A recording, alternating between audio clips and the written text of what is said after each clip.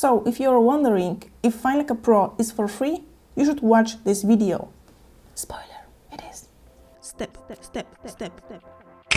Yeehaw! Hello and welcome on this new episode. My name is Honorata and I love editing in Final Cut Pro. I do it for 10 years now. Alright, let's jump to the subject of this episode. So, Final Cut Pro is for free for 90 days.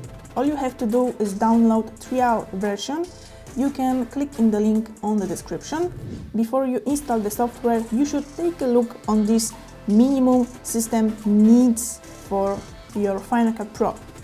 After you install your software, you can find it in Applications tab. It will be Final Cut Pro trial. When you run FCP, you will see how many days of that free trial version you have left. The amazing thing is you can do anything you want in this free version of Final Cut Pro. No limits, except of limit of 90 days, of course. If you want to upgrade to the full version of Final Cut Pro, you just hit the button buy. The price is $299.99. This is one-time payment, so you don't have to worry about some subscription plans. In this price you have access to all future updates. I recommend the trash trial version just to make things clear.